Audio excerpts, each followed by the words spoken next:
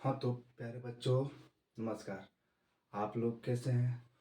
उम्मीद करते हैं आप लोग अच्छे होंगे, स्वस्थ होंगे और खूब मन लगाकर एकदम जी जान से आप लोग पढ़ाई कर रहे होंगे।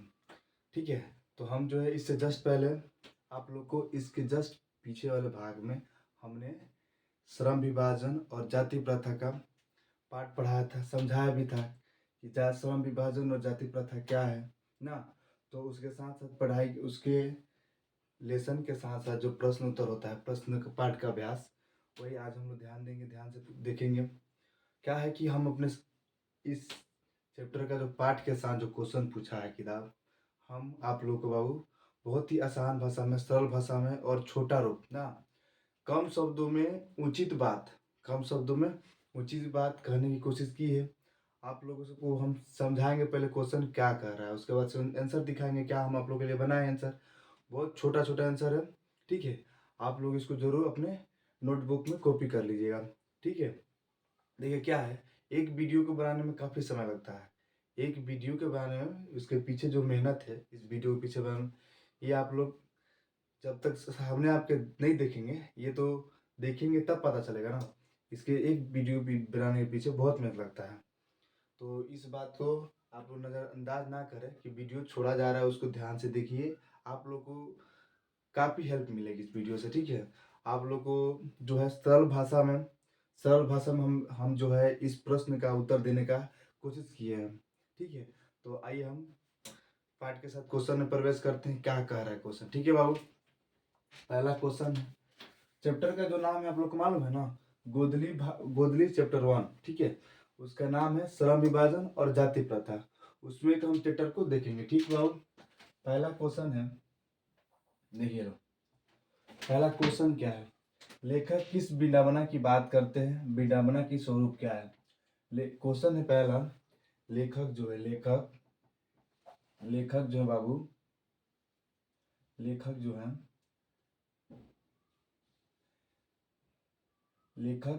लेखक किस विडंबना की बात करते हैं, ठीक है।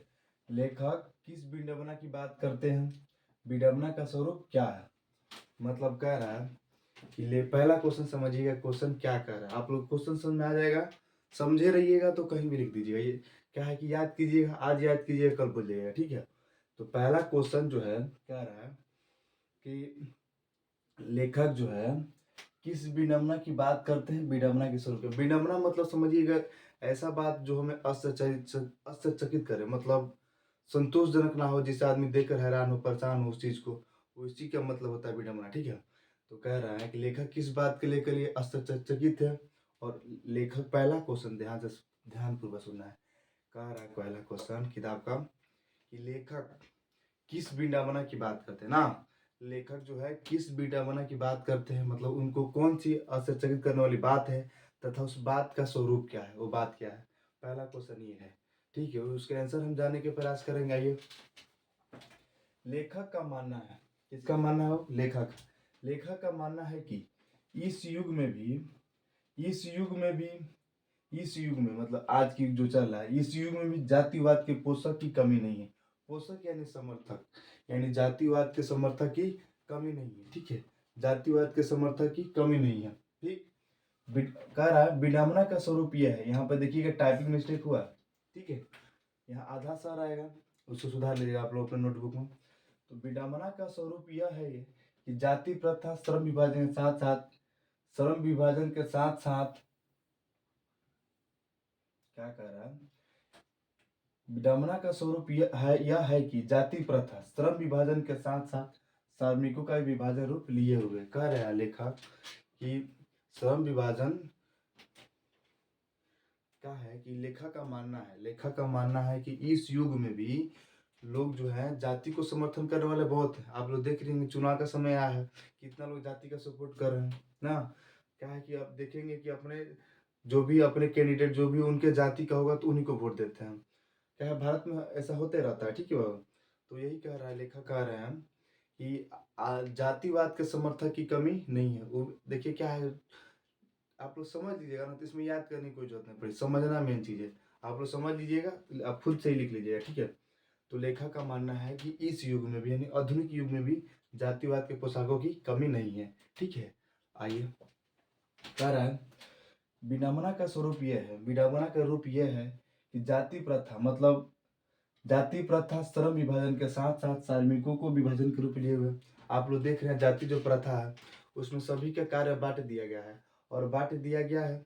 और एक बात है, बांट तो दिया गया है, जैसे सुनार को, लोहार को, ये सब हर जाति वाले लोग को श्रमिक जो है जो उनके कार्य करते हैं उनको बांट दिया गया है। और बांटने के साथ साथ ये भी दिखाया गया कि कौन निम्न जाति के लोग हैं, कौन उच्च जाति। तो इसी ये विडंबना करने वाली बात है ना। देखिए ऊपर वाले हम लोग को बना है एक समान। जब ऊपर वाले बनाने में हम लोग को अथी नहीं किए, भेदभाव नहीं किए, तो हम काहे ला अथी करेंगे बाबू ना। तो इंसान के अंदर ये समझ होनी चाहिए। ठीक, तो क्या है कि लेखक जो है इस बात को लेकर क्या है, परेशान है, असचकित है। ठीक है, तो वही कह रहे हैं कि श्रमिकों को भी बांट देती है। आइए, उम्मीद करते हैं आप लोग पहला क्वेश्चन समझ में आया होगा ना। अब जो है हम दूसरा सवाल कर देखते हैं। ठीक, देखिए दूसरा सवाल क्या कह रहा है। दूसरा सवाल कह रहा है, दूसरा सवाल ठीक है, प्रश्न संख्या 2। ठीक, प्रश्न संख्या 2 है बाबू, जातिवाद के पोषक, जातिवाद के पोषक उसके पक्ष में क्या तर्क देते हैं, उसके पक्ष में जो है क्या तर्क देते हैं। मतलब जातिवाद के जो समर्थक है, जो जातिवाद के समर्थक करते हैं, हम यादव है, हम ये है, हम ये है, हम फलाना है, हम ढेकाना है, तो जो उसके समर्थक है उसके पक्ष में क्या तर्क देते हैं ना। जातिवाद को जो सपोर्ट करते हैं, आजकल जो है सिंगर भी गाना गा रहे हैं जातिवाद पे, ये सब जातिवाद के बढ़ावा नहीं दे रहे हैं। तो क्या है कि जातिवाद के जो समर्थक है जातिवाद को सही साबित करने के लिए उसके पक्ष में क्या तर्क देते हैं, ये हम लोग जानेंगे। ठीक, जातिवाद के समर्थक यही तर्क देते हैं कि आधुनिक सभ्य समाज कार्य कुशलता के लिए श्रम विभाजन को आवश्यक माना है। कह रहा है जातिवाद के जो समर्थक उन लोग का मानना है कि आधुनिक सभ्य समाज के लिए, आधुनिक सभ्य समाज के कार्य कुशलता के लिए श्रम विभाजन का आवश्यक है। कह रहा है कि हम जाति के कह रहे हैं लोग जो जातिवाद के समर्थक कि जो बढ़िया समाज को स्थापना करने के लिए हमें क्या करना है कि श्रम विभाजन को बांट देना है। मतलब जो हम लोग को एथी है कार्य करने का जो रूप मिला है उसको क्या कर देना, बांट देना है। हर जाति को अपने हिसाब से बांटा हुआ है और उसी को लोग क्या कर रहे हैं, सपोर्ट कर रहे हैं और इस बात को कह भी रहे हैं कि ये क्या है, सही है। आधुनिक सभ्य समाज के लिए विकसित करने के लिए क्या है, ये सही है, इस बात को कह भी रहे हैं, इस बात को लेखक कह रहे हैं। ठीक है, आइए हम सवाल नंबर तीसरा पे आते हैं। जातिवाद के पक्ष में, जातिवाद के पक्ष में दिए गए तर्कों पर लेखक की प्रमुख आपत्तियां क्या है। कह रहे हैं कि जातिवाद के जो जातिवाद के पक्ष में मतलब जो लोगों ने जातिवाद के पक्ष में तर्क दिया है कि जाति सही है, उसके लिए लेखक क्या आपत्तियां जताते हैं, यही तीसरा सवाल कर रहा है। मतलब जो कार्य बांट दिया गया है कि जो हरिजन जाति के लोग हैं हरिजन का काम करेंगे, जो बढ़ई हैं बढ़ई का काम करेंगे, उन्होंने उन लोगों को बात से लेकर लेखक की उसकी क्या आपत्ति है, उनको क्यों इस बात को खराब लग रहा है। खराब क्या मतलब है कि क्या आपत्ति है, उसमें क्या गलतियाँ है, क्या त्रुटियाँ है। ठीक है, क्या त्रुटियाँ है, इस बात को लेखक कह रहे हैं। देखिए कि क्या कह रहे हैं, कह रहे हैं जातिवाद के पक्ष में, ठीक, जातिवाद के पक्ष में दिए गए तर्कों पर लेखक की प्रमुख आपत्तियां निम्न है। प्रमुख आपत्तियां क्या है बाबू, निम्न है। ठीक है, प्रमुख आपत्तियां जो है निम्न है। ठीक, पहला है मतलब निम्न नीचे है। ठीक है, पहला है, देखिए यहाँ से 1 नंबर सवाल नंबर तीसरा का ये पहला है। ठीक है, आप लोग कंफ्यूज मत होइएगा। जाति प्रथा, देखिए यहाँ से 1 नंबर से निम्न है, जाति प्रथा श्रम विभाजन के साथ साथ कार्मिक विभाजन का भी रूप लिए। कह रहे हैं जाति प्रथा जो है काम बंटने के हिसाब से श्रमिकों को भी विभाजन कर देती है।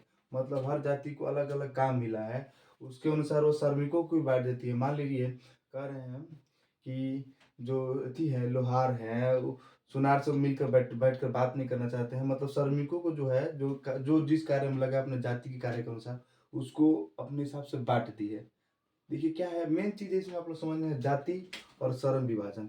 मतलब जाति कैसे एक दूसरे को अपनी जाति कैसे हमारे भारत में बेरोजगारी क्या क्या क्या त्रुटि पैदा करती है, क्या क्या दिक्कतें लाती है जाति, इसी बात को लेखक ने उजागर किया है। तो हम लोग जाति देखना, आप लोग अपने गांव समाज में थोड़ा सा भी दिमाग लगाइएगा, ये पूरा चैप्टर का क्वेश्चन आप लोग अपने से बना लीजिएगा, ठीक है। कह रहा है भारत जाति प्रथा श्रम विभाजन के साथ साथ जो करने वाले उसके कार्य करता है श्रमिक विभाजन को भी रूप लिए, यानी श्रमिकों को भी बांट देती है। विभाजन में बांटना। भारत की जाति प्रथा की एक और विशेषता यह है कि श्रमिकों को, यहाँ पे भी टाइपिंग मिस्टेक हुआ है बाबू। भारत की जाति प्रथा की एक और विशेषता यह है कि श्रमिकों को अस्वाभाविक विभाजन ही नहीं करती, बल्कि विभाजित वर्गों की अपेक्षा उच्च नीच भी करार देती है। कहती कि ये जाति ऊंच है, ये जाति लो है ना, ये जाति निम्न, इसके साथ खाना नहीं खाएंगे, उठेंगे नहीं, बैठेंगे नहीं, ये सब क्या है। लेकिन लोकतंत्र के संविधान, लोकतंत्र लागू हो जाने से भारत में इस चीज़ की कमी हो रही है धीरे धीरे। अभी लोगों की मानसिकता इस बात में नहीं गई है। धीरे धीरे जो है सभी लोग आगे बढ़ेंगे, समय लगेगा, लेकिन अभी भी बहुत लोग आगे बढ़ गए हैं, ठीक है। समय लगेगा, धीरे सभी सुधार हो जाएंगे। तो इस बात को लेखक उजागर किए हैं कि जो जाति प्रथा है बाबू, भारत की जाति प्रथा की एक और विशेषता क्या है कि श्रमिकों को अस्वाभाविक, माने बिना कुछ के ऐसे ही बांट देती है, और सही विभाजन ही नहीं करती, बल्कि विभाजित वर्गों को अपेक्षा उच्च नीच भी क्या देती है, करार देती है, ठीक है। मतलब ये जाति उच्च है, ये जाति नीच है, इस बात को क्या है, जाति प्रथा करार दे देती है, ठीक। अब सवाल जो है हम चौथा करेंगे, ठीक है बाबू। चौथा सवाल देखेंगे क्या है।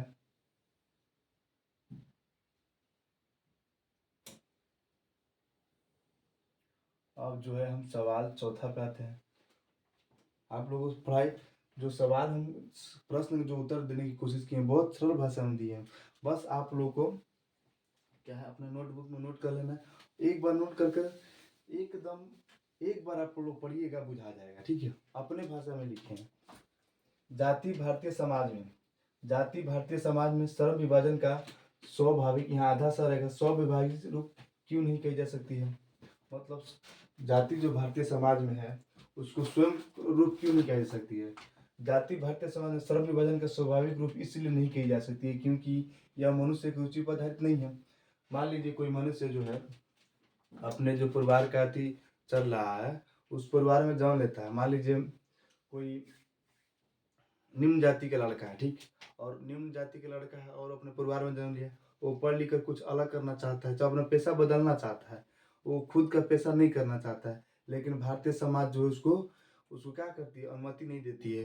वो भारतीय हिंदू धर्म जो है उसको ये अनुमति नहीं देती है कि वो बढ़ई के काम छोड़कर सुनार का काम करने जाए। ये उसका पैतृक पैतृक पेशा नहीं है, इसीलिए वो ये क्या है, स्वाभाविक विभाजन नहीं है, मतलब खुद का विभाजन नहीं है। स्वाभाविक इसी को ना कहेंगे हम, जो अपने कार्य को जो है हम अपनी इच्छा के अनुरूप कोई कार्य ना कर सकें तो ये स्वाभाविक विभाजन नहीं कहलाएगी। आई बात नहीं, स्वाभाविक विभाजन मतलब खुद के फैसला कोई ले सके। तो हिंदू धर्म समाज में जो है क्या है, जो हमारे परिवार, जो हमारे दादा परदादा जो कार्य किए वही कार्य को हम कर सकते हैं, ठीक है। ये नहीं कि आज हम दूध वाले हैं तो कल होकर अथी करने लगे, सुनारी के दुकान में बैठ जाए। यही यही कह रहे हैं, एक लेखक कहना चाहते हैं कि ये भारतीय समाज को देनी चाहिए, ये स्वाभाविक विभाजन देनी चाहिए, लेकिन ऐसा नहीं है, ठीक है। सुनिए, कह रहा है जाति भारतीय समाज में श्रम विभाजन का स्वाभाविक रूप क्यों नहीं कही जा सकती है। जाति भारतीय समाज में श्रम विभाजन का स्वाभाविक रूप इसलिए कही नहीं जा सकती है क्योंकि यह मनुष्य की रुचि पर आधारित नहीं, मनुष्य इच्छा पर आधारित नहीं है, ये बलपूर्वक थोपा गया, आपको यही करना है, इसीलिए कहीं स्वाभाविक रूप नहीं कह सकती है। अब जो सवाल नंबर 5 है बाबू, जाति प्रथा भारत में बेरोजगारी का प्रमुख, जाति प्रथा बेरोजगारी का एक प्रमुख और प्रत्यक्ष कारण कैसे बनी। कह रहा जो जाति की प्रथा चलती आ रही है, जाति प्रथा जो है भारत में बेरोजगारी का कारण है कैसे, इस बात को बताना है कि जो जाति है ये बेरोजगारी का कारण है, कैसे बताना है, इस बात को स्पष्ट करना है। देखिए क्या है, जाति प्रथा भारत में किसी व्यक्ति को, भारत के किसी व्यक्ति को ऐसे पेशे चुनने की अनुमति नहीं देती है जो उसका पैतृक पेशा हो, ठीक है, जो उसका पैतृक पेशा ना हो, भले ही वो उसमें पारंगत हो। इस प्रकार पेशा प्रवृत्ति की अनुमति ना देकर जाति प्रथा भारत में बेरोजगारी का एक प्रमुख और प्रत्यक्ष कारण बनी। कह रहा है कि भारत का कोई व्यक्ति, ठीक है, वो दूसरे को उसका पैतृक पेशा छोड़कर, मतलब जो हमारे दादा की परदादा की, उस पेशा को छोड़कर हमको दूसरा पेशा करने की अनुमति नहीं देती है। ये हिंदू धर्म में होता है, भारत के भारत भारत की जाति प्रथा है, वो हमको दूसरा दूसरा पेशा करने की अनुमति नहीं देती है। इस कारण से प्रत्यक्ष रूप से, एकदम स्पष्ट रूप से जो है बेरोज़गारी का क्या बनी है, कारण बनी हुई है। ठीक है बाबू? अगर हमको दूसरा पेशा करने का मौका मिलता, भले ही हम दूसरे पेशा में क्या है, पारंगत है, एक स्किल है, एक्सपर्ट है, लेकिन हमको भारतीय जो समाज है, भारतीय की जाति प्रथा है, दूसरा कार्य करने का हमें मौका नहीं देती है। ठीक है? सवाल समझ में आया होगा। तो इसी कारण क्या है, ये बेरोज़गारी। अगर मान लीजिए हम किसी का हमको इस कार्य में मतलब इस कार्य में रुचि नहीं है और हम दूसरे कार्य करना चाहते हैं मन से और उसमें एक्सपर्ट भी हैं, तो करते तो बेरोज़गारी कम होती ना। लेकिन इस बात को जो है भारतीय समाज एक्सेप्ट नहीं करती है, कहती है कि जो आपका पैतृक पेशा है वही करना है। ठीक है? अब जो है सवाल नंबर 6, लेखक जो है, लेखक सवाल नंबर 6 क्या है? लेखक आज के उद्योग में, लेखक जो है बाबू, लेखक आज के उद्योग में गरीबी और उत्पीड़न से बड़ी समस्या किसे मानते हैं और क्यों? कह रहे हैं लेखक आज के उद्योग में गरीबी और उत्पीड़न से दिक्कत से बड़ी समस्या किसे मानते हैं और क्यों? श्रम विभाजन और जाति प्रथा को लेकर आज के उद्योग में गरीबी और उत्पीड़न से बड़ी समस्या मानते हैं, क्योंकि जाति प्रथा श्रम मनुष्य को व्यक्तिगत भावना तथा व्यक्तिगत रुचि से इसमें कोई स्थान नहीं रहता है। कह रहे लेखक जो है आज के भारतीय समाज में गरीबी उत्पीड़न से बड़ी समस्या किसे मानते हैं? जाति प्रथा को, जो जाति बटी है, इस चीज को क्या मानते हैं? इससे गरीबी और उत्पीड़न से बड़ी समस्या मानते हैं। गरीबी कोई बड़ी समस्या नहीं है, इससे बड़ी समस्या कह रहे हैं जाति प्रथा है, इस बात को लेखक मान रहा है। ठीक है? अब जो है सवाल नंबर 6 पे आते हैं, सवाल नंबर 7 पे आते हैं। सॉरी बाबू, आप लोग हम 6 बता चुके हैं, हम आते हैं 7 पे। ठीक, 7 नंबर पे आते हैं।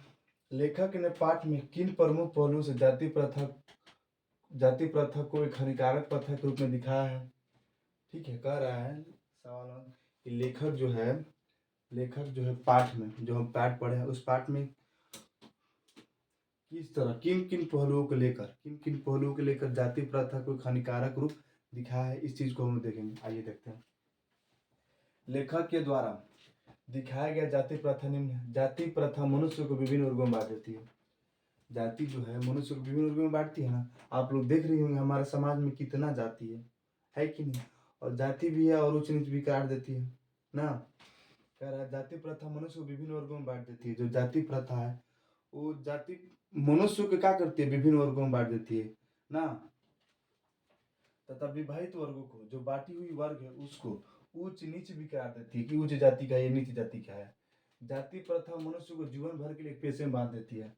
जाति जो प्रथा है वो मनुष्य को जीवन भर के लिए क्या करती है बाबू? एक पेशे में बांध देती है। जाति प्रथा जो है मनुष्य को एक पेशे में, एक ही को पेशे करने के लिए उसे विवश कर देती है तथा इस पेशों के परिवर्तन भी नहीं देती, तथा इस परिवर्तन ये अनुमति भी नहीं देती कि वो दूसरा पेशा कर सके। आया बात समझ में? इन पहलुओं को, 3-4 पहलुओं को, पहला कि जाति प्रथा जो है, यही 3-4 पहलू आप लोग लिख ध्यान से बैठा लीजिएगा, हो जाएगा। अब जो है सवाल नंबर 8, इस चैप्टर का आखिरी सवाल जो है 8, सच्चे लोकतंत्र की स्थापना की लेखक ने किन विशेषताओं को आवश्यक माना है? कह रहे हैं लेखक कि सच्चे लोकतंत्र की स्थापना के लिए ट्रू जो है, सच्चे लोकतंत्र की स्थापना के लिए लेखक ने किन विशेषताओं को आवश्यक माना, जरूरी माना है?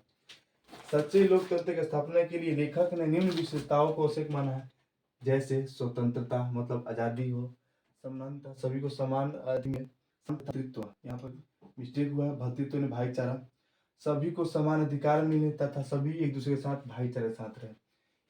इस विशेषताओं को लेकर लेखक ने सच्चे लोकतंत्र के लिए क्या माना है, जरूरी चीज माना है कि सभी को स्वतंत्रता हो, अपना कोई भी काम कर सके ना, कोई पेशा चुन सके, तथा सभी को समान अधिकार मिले, तथा सभी लोग एक दूसरे के भाईचारे के संबंध से साथ रहे। भाईचारा में किसी को क्या दिक्कत हो सकती है ना। उम्मीद करते हैं आप लोग आज का जो हमारा क्लास है समझ में आया होगा। ठीक है, तो आप लोग जो है, आप लोगों को पूरी प्रयास होनी चाहिए कि इसको हम लोग अपने नोटबुक में नोट कर ले। ठीक है, नोट कर लीजिएगा। हम तो समझा दिए, आप लोग एक बार खुद से नोट करके को प्रश्न को और उत्तर को आप लोग एक बार लिख लीजिएगा, तो आप लोग को दिमाग में बैठ जाएगी। ठीक है बाबू, तो आप लोग जो है इस वीडियो को लाइक करना ना भूलें। और कमेंट ज़रूर कीजिए, ताकि हम आप लोग कमेंट से पता चलेगा कि हमारा वीडियो आप लोग को समझ में आया है कि नहीं। आप लोग कमेंट करना बिल्कुल ना भूलें। धन्यवाद।